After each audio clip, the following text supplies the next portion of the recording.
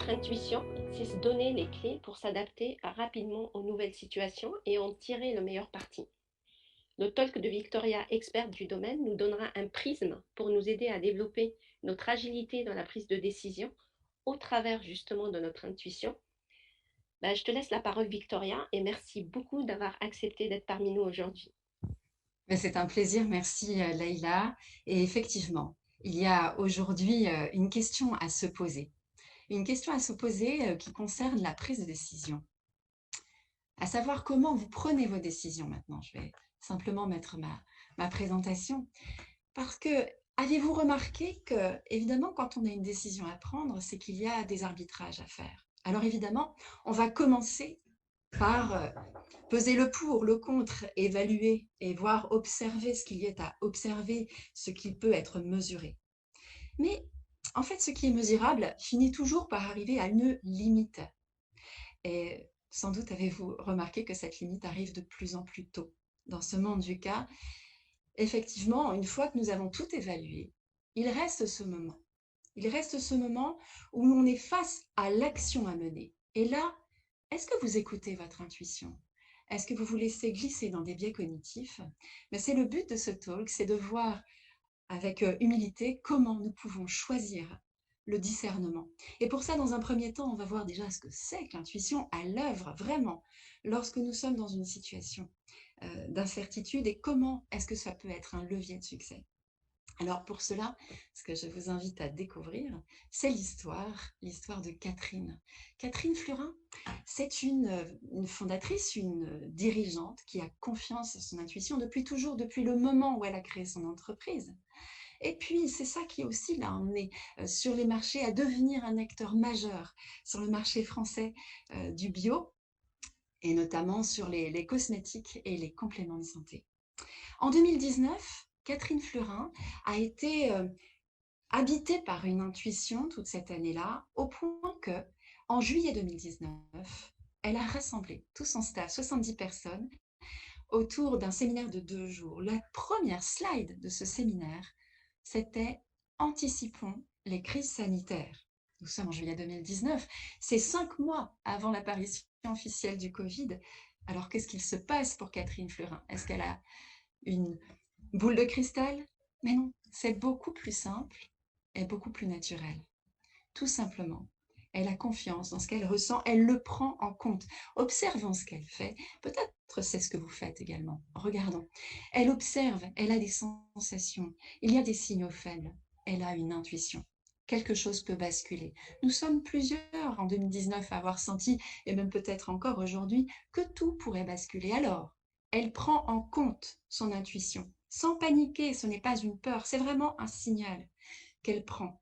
Et puis, elle l'associe bien sûr à un raisonnement, c'est une dirigeante, elle l'associe son intuition à sa logique. Et ça l'aide à prendre une décision et avec toute son équipe à mettre en œuvre un changement dans les flux logistiques qui fait qu'elle va rassembler tout autour de son unité de production et ça va lui permettre de livrer pendant tout le confinement et de faire plus 40% de chiffre d'affaires en 2020. L'intuition, ça peut être rentable.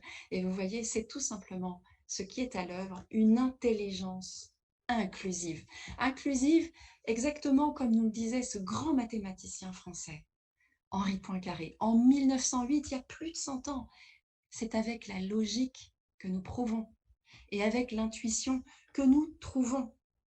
Alors, si ça fait plus de 100 ans que les plus grands scientifiques admettent que l'intuition fait entièrement partie de notre intelligence, et même avec cette citation, nous voyons qu'il y a un cycle dans notre intelligence. Nous recevons une intuition et puis nous agissons. Et puis nous recevons une intuition, nous la challengeons avec un raisonnement et puis nous agissons. Et nous voyons comment cela fonctionne dans la vie, tout simplement. Et pourtant, nous avons besoin aujourd'hui d'éclairer notre lanterne, de comprendre qu'est-ce que c'est que l'intuition. Parce qu'en Occident, et tout particulièrement en Europe, et puis en France, au pays de Descartes, c'est plus particulièrement vrai, il y a beaucoup de confusion, de méfiance à l'égard de l'intuition. Alors, effectivement, dans ce moment où la seule certitude qui règne, c'est l'incertitude la plus totale dans nos prises de décision notamment, eh bien, ce que nous pouvons faire tout simplement, c'est de la clarté au moins sur cette ressource qui est à notre disposition. Qu'est-ce que l'intuition? Et pour vous, qu'est-ce que c'est par exemple? Tout à l'heure, nous aurons un moment pour échanger avec vos questions, mais tout de suite dans le chat, vous pouvez déjà commencer à écrire. Qu'est-ce que c'est pour vous? Comment ça se manifeste? Qu'est-ce que c'est l'intuition? Je vous propose de nous pencher sur la définition du Larousse, ce dictionnaire français qui nous donne cette définition. L'intuition, c'est une connaissance immédiate et directe, sans recours au raisonnement. Une connaissance immédiate et directe, oui, nous savons cela. À propos de l'intuition, nous savons qu'il y a ce côté effectivement de la fulgurance. C'est même ce qui a fait dire à Henry Bernstein, ce dramaturge américain, l'intuition, c'est l'intelligence qui a commis un excès de vitesse. Alors oui, il y a cette vitesse. Et tant mieux, nous avons besoin d'agir vite, de décider vite. Mais s'agit-il vraiment de connaissance, de connaissance? C'est vraiment cette question qui est étonnante et souvent on me pose cette question dans les entreprises où les plus rationnels me disent mais quand même une intuition, une connaissance. Alors, qu'est-ce que c'est que connaître? Qui connaissez-vous? Que connaissez-vous? La connaissance, c'est tout ce que vous avez finalement vécu. La connaissance, c'est à comprendre sur le plan cognitif, c'est-à-dire c'est toute notre expérience, tout ce que vous avez capté. Ce n'est pas seulement des données, des faits, des savoirs. Les savoirs font partie de la connaissance naturellement. Mais la connaissance est bien plus vaste, plus profonde, plus complexe. L'intuition, c'est un outil pour la complexité qui va prendre en compte une somme hallucinante, vraiment énorme d'informations. Est-ce que vous êtes prêts à avoir un vertige? Alors c'est parti. 10 puissance 17. 100 millions de milliards d'informations par seconde. C'est vraiment cet énorme chiffre, c'est les informations que notre corps capte à chaque instant. Chaque seconde, nous le recevons évidemment par nos sens externes, la vue, l'ouïe, l'odorat. Et puis, effectivement, tout ce que nous captons va évidemment être beaucoup plus riche que ce dont nous avons conscience. Et c'est là qu'il se passe quelque chose de magique. La quasi-totalité de ces informations reste inconsciente. C'est difficile de se rendre compte de cela. C'est presque inimaginable de faire la part, de faire la clarté dans notre esprit entre cette partie qui est notre conscient et cette partie qui est inconsciente. Et notre intuition, elle est là, elle gère toute cette masse d'informations. Alors, pour nous aider ce matin, il y a une image, une très belle image. C'est celle que nous donne Henri Laborie, ce grand homme des neurosciences, Henri Laborie, qui compare notre inconscient à l'océan. Notre inconscient, selon lui, est comme une mer profonde, un océan. Et ce dont nous avons conscience ne serait que l'écume qui se forme et se défait sur la crête des vagues. C'est beau, n'est-ce pas? Et cette notion-là, c'est important d'observer que elle est juste. On n'a pas besoin d'en savoir plus. On n'a pas besoin d'avoir une écume de surfeur. Simplement, quand quelque chose se passe, comme une prise de décision, un imprévu, une rencontre, quelque chose se passe dans l'océan. Et c'est cette intuition qui est comme un peu une crevette qui va remonter des éléments qui vont s'associer en analogie. On n'est plus dans la logique qui va être linéaire, on est dans quelque chose de plus complexe, de plus riche qui va prendre en compte également toute notre expérience sensorielle. Et puis effectivement, ça va se déclencher. Ça va se déclencher notre esprit. Alors peut-être, vous avez remarqué que dans votre propre cas, votre intuition se déclenche dans certaines situations. Et c'est pourquoi j'ai mis au point une typologie. Et je vous propose d'observer 3 formes d'intuition. 3 formes qui ont toutes les 3 un impact sur le business, sans quoi rien n'est possible, qu'on en ait conscience ou pas. Alors, en avoir conscience, c'est gagner en puissance. Allons-y sur la première forme, c'est l'intuition contextuelle. C'est l'intuition qui effectivement est la plus ancienne en nous, puisque c'est celle qui nous permet d'agir. Tout compte fait, l'intuition contextuelle, elle tient de l'instinct au départ. Évidemment, ce n'est pas l'instinct comme lorsque nous sommes venus sur la planète et que nous étions au milieu de la chaîne alimentaire. Et donc, nous avions autant de proies que de prédateurs. Bien sûr que l'instinct, c'était agir, prendre la bonne décision. La première décision complexe qu'on ait eu à prendre, c'était survivre. Survivre, et effectivement, aujourd'hui, les prédateurs ont changé de forme. Et simplement, ce n'est plus sous cette forme-là, mais toujours nous avons à notre disposition, en particulier dans les situations complexes, imprévues, incertaines, cette capacité, cette forme d'intelligence qui sait quoi, comment, quand, dans quelle proportion. C'est vraiment cette intuition contextuelle au service de nos décisions. Mais ce n'est pas la seule forme d'intuition. Il y a également l'intuition relationnelle. Lorsque vous rencontrez des personnes, ou lorsque vous êtes avec votre équipe tout simplement, au quotidien, c'est évidemment avec votre intuition que vous allez percevoir des choses, de ce qui se dégage, le niveau d'authenticité. Avez-vous confiance dans cette personne? Est-ce que c'est ouvert? Bien évidemment, quand je vous parle d'intuition relationnelle, tout de suite, nous arrive déjà, mais nous prendrons le temps, les faux amis. Attention, tout ce qui est spontané, tout ce qui nous arrive n'est pas toujours de l'intuition. Et cependant, faites-vous partie de ces personnes qui savent capter ce qui se passe pour l'autre. C'est vraiment une ressource précieuse, évidemment. Et en particulier lorsque les personnes sont en télétravail, en visio ou avec un masque. Comment faites-vous? Comment fait votre intuition relationnelle pour s'adapter à cette situation nouvelle? C'est tout à fait possible de le lui demander et de grandir en intuition dans ce domaine aussi. L'intuition visionnaire. L'intuition visionnaire, c'est véritablement ce qui s'est passé pour Catherine Fleurin, par exemple. C'est véritablement avoir un temps d'avance. C'est capter quelque chose qui s'annonce et qui va avoir un impact important, soit en micro pour vous, soit en macro. Et les intuitions visionnaires, bien évidemment, dans le business, eh bien, c'est d'avoir un temps d'avance sur les opportunités, les nouveaux marchés, mais c'est aussi un temps d'avance sur les menaces, les risques et pour pouvoir s'adapter. C'est véritablement une perle quand vous pouvez vous appuyer soit sur votre propre intuition visionnaire, soit sur celle de ceux qui vous entourent. Et c'est vraiment celle qu'on a le plus de mal à accueillir en entreprise aujourd'hui, parce que très souvent, les personnes qui ont une forte intuition visionnaire ont un rapport au temps un peu particulier, ont une forme d'originalité. Et tant mieux. Et tant mieux, mais ce n'est pas forcément facile à assumer. Alors, ces trois formes d'intuition qui ont un impact sur le business, on voit effectivement, on voit mal comment s'en priver. Se priver d'intuition, c'est se priver d'intelligence. On le comprend bien.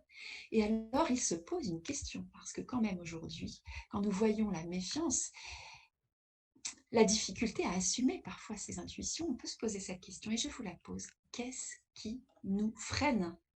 Qu'est-ce qui nous freine? Qu'est-ce qui vous freine, par exemple? Qu'est-ce qui censure? Qu'est-ce qui bloque? Eh bien, c'est intéressant de se poser la question. Là encore, vous pouvez participer dans le chat et nous verrons dans les questions tout à l'heure ensemble. Qu'est-ce qui nous freine à pouvoir vraiment nous appuyer comme Catherine, c'est-à-dire associer notre intuition à nos raisonnements? Eh bien, peut-être que ce qui nous freine, c'est peut-être un discernement. C'est le fait que nous connaissons mal notre intuition et que nous avons peut-être peur effectivement de ces fausses amies. Souvent, on me parle des fausses ou des mauvaises intuitions. Bien sûr, il est toujours possible de faire une erreur, mais surtout, ce que je vous propose d'identifier, ce sont les faux amis de l'intuition. Les faux amis de l'intuition, ils sont tout simplement, ils se font passer pour des intuitions. C'est quelque chose qui va être spontané, quelque chose qui ne sera pas passé par un raisonnement, mais qui ne sera pas de la connaissance. Et c'est pour ça que les faux amis de l'intuition commencent d'abord et avant tout par des biais cognitifs. Les biais cognitifs, c'est une distorsion du réel. C'est-à-dire que notre conscience va en fait changer quelque chose que nous voyons, qui est là, devant nous, qui va le changer en fonction de ce que nous préférons penser, ce que nous croyons ou ce que nous craignons, voire même ce que nous espérons. Tout compte fait, c'est quand, entre guillemets, si vous me permettez l'expression, quand on se la raconte. Vous voyez, quand on est dans You quelque chose... see, when we are inside something that has no intuition, this is a contact with everything with is for us a need of opinion and the visionary intuition. For example, when you have a decision to take, there are automatism and expertise, but you have also with your intuition, you have also a trick when you don't have the quality of the present. So this is really the key to be really in contact with the intuition and observe when when they are more bad counselors. So you have the risk of confusion.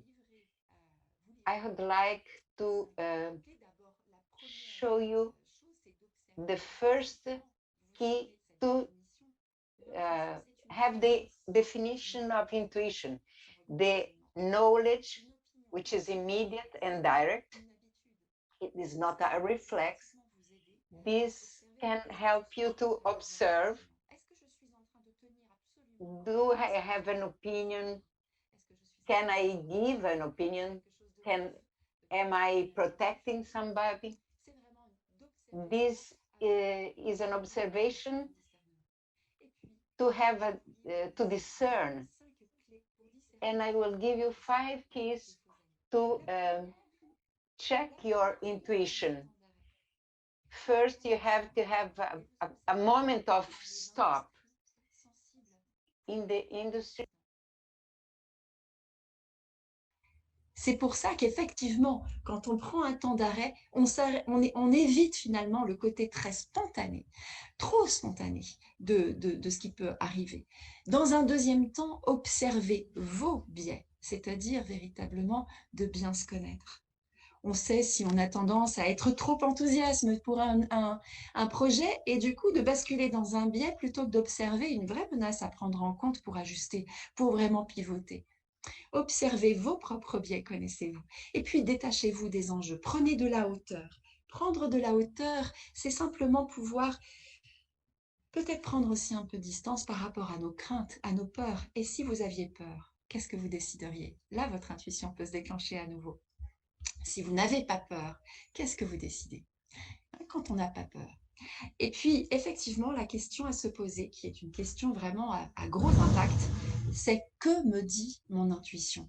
Que vous dit mon intuition? Que me dit mon intuition dans ce moment-là? De vous la poser clairement, de façon nette.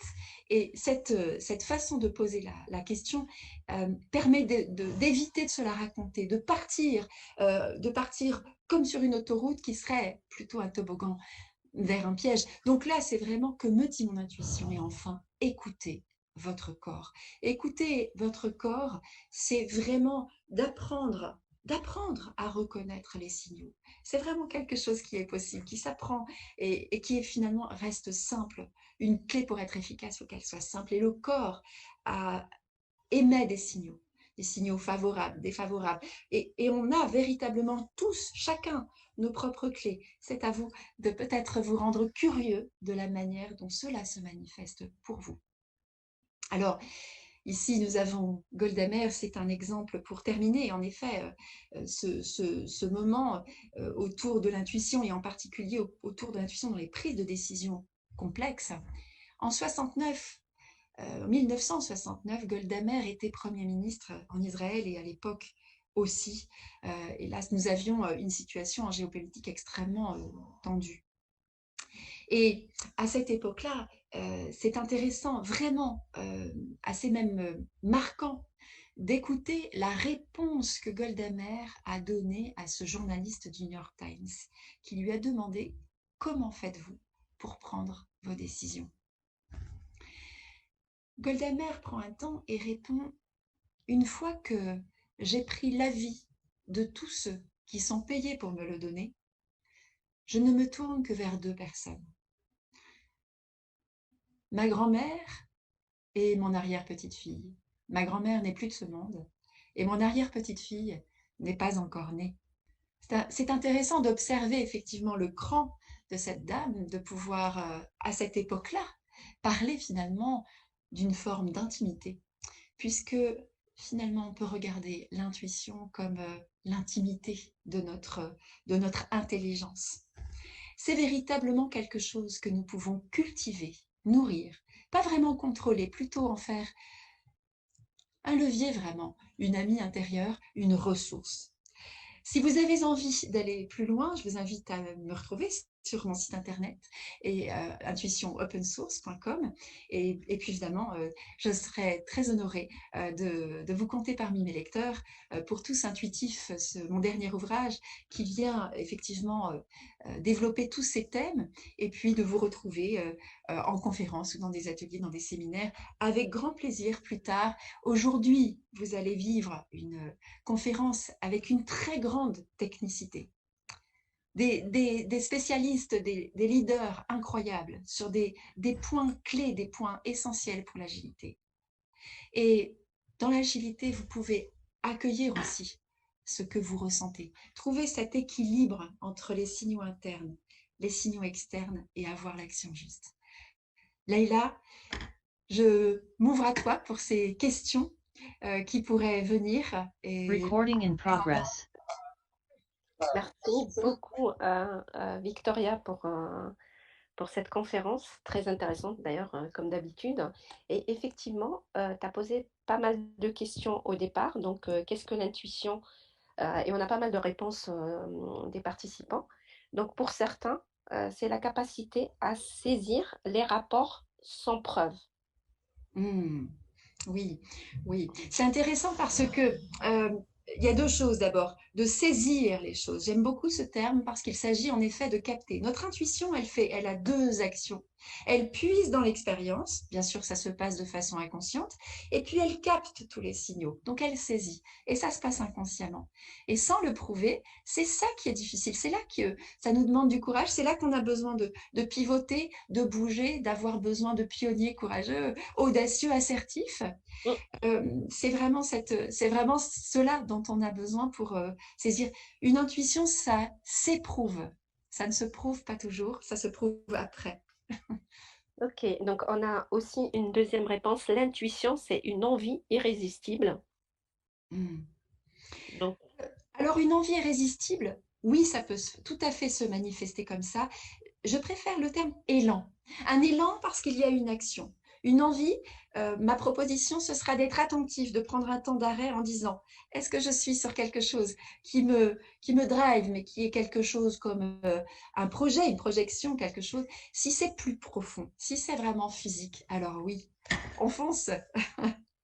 voilà, donc j'ai intuition that think that never fails. Alors, ça, ce serait véritablement une ressource magique. C'est vrai que l'erreur, une fois qu'on a mis de côté tous les biais cognitifs, il y a une pertinence incroyable et pour une bonne raison, c'est que tout simplement notre corps est tellement plus informé que juste l'écume des vagues comme nous l'avons vu. Alors oui, il y a une vraie pertinence. Après, never fails, maybe not, maybe not that far. Je crois, et simplement parfois, quand l'erreur arrive, j'ai observé parfois que quand c'était des erreurs, c'était pour apprendre quelque chose. Comme Nelson Mandela dit, je ne perds jamais. Soit je gagne, soit j'apprends. Exact. Donc j'ai une question, comment reconnaître l'intuition visionnaire? Ah, alors ça, c'est une question. Alors, déjà, comme son nom l'indique, l'intuition visionnaire se manifeste par des images intérieures. On a l'impression que ça peut être un don, que ça concerne Steve Jobs ou Léonard de Vinci. En réalité, nous sommes tous dotés de cet aspect-là. Cherchez dans les registres qui vous passionnent ou les registres qui sont les plus importants pour vous. Parce que, évidemment, l'intuition visionnaire, ce n'est pas de l'omniscience. Nous restons humbles et tout à fait réalistes. L'intuition visionnaire, c'est véritablement comme une image intérieure. C'est impossible de ne pas avoir d'image. À chaque fois que nous parlons, effectivement, il y a des tas d'images qui nous viennent. Si je vous parle d'un cheval rouge, par exemple, qui se cabre, je peux vous dire, ne pensez pas à ce cheval rouge, et nous avons tous un cheval rouge à l'esprit. Ces images, en fait, pour un intuitif visionnaire ou une intuitive visionnaire, c'est des images qui sont là et qui insistent. Et ce qui est très curieux à propos de ces images, c'est qu'elles deviennent tellement réel pour la personne qui les vit, c'est-à-dire que d'une certaine manière, quand les personnes vivent une intuition visionnaire, c'est peut-être votre cas, eh bien, c'est une évidence. Souvent, les personnes disent, mais enfin, c'est évident, je le vois. Je le vois. Et c'est difficile à prouver. C'est la plus touchy, justement, on parlait de pouvoir prouver tout à l'heure, parce que ça n'est que le temps qui va donner raison. Et c'est pour ça que c'est si important de pouvoir vraiment, comment dire, imprégner, métaboliser une intuition visionnaire, parce que plus vous serez imprégné de cette image, plus vous allez la rayonner. Et votre leadership passe par là. Le leadership passe pas par prouver par des arguments, passe tout simplement par le fait d'être imprégné de quelque chose et les personnes vous suivent. Ok, donc j'ai une autre question. Des décisions rationnelles amènent-elles aussi à des erreurs? Alors, c'est tout à fait, c'est amusant parce que je challenge les personnes souvent comme ça quand on me dit, mais alors si on peut faire des erreurs dans l'intuition quand même, est-ce qu'on peut faire confiance dans l'intuition? Et la question que je pose, c'est, mais est-ce que ça vous arrive de faire des erreurs en suivant un raisonnement parfaitement rationnel? La réponse est oui, Ouais, quand on voit évidemment. l'état du monde, oui, Voilà, c'est effectivement. simplement que, et pourtant, et là c'est une excellente manière d'observer justement la façon dont nous sommes sous un biais culturel. Est-ce que malgré nos erreurs dans les raisonnements logiques, est-ce qu'on a déjà dit, OK, j'ai fait une erreur en raisonnant, je vais arrêter de raisonner. C'est pas très fiable le raisonnement, je vais arrêter le raisonnement. Bien sûr qu'on ne fait pas ça, évidemment. Alors pourquoi est-ce qu'on se passerait d'intuition? Parce que tout à coup, il y a quelque chose qui n'a pas fonctionné comme on veut. Mais parfois, ça ne fonctionne pas comme on veut. Et c'est parfois meilleur, parfois encore mieux. Donc j'ai Audrey qui pose la question, ou c'est plus une remarque. Le mental a tendance à vite s'en mêler. Parmi les outils, le corps est clairement un ami incontournable pour démêler la voix de l'intuition qui apparaît rapidement du raisonnement qui sent même et vient à le challenger. Mais bravo Audrey, c'est super, faut venir ici en personne ressource. C'est tout à fait ça, parce qu'effectivement, le corps, notamment si on prend une situation concrète, par exemple d'un recrutement, la première fois, un recrutement ou la première fois que vous voyez quelqu'un, par exemple, c'est peut-être la première fois que vous me voyez, ou tout simplement on va se croiser tous là aujourd'hui, demain. Et donc, quand on a un recrutement ou quand on voit une personne pour la première fois, euh, la seule manière de vraiment faire la part des choses avec nos préjugés, nos projections, c'est de revenir au corps. C'est pour ça que c'est vraiment une clé.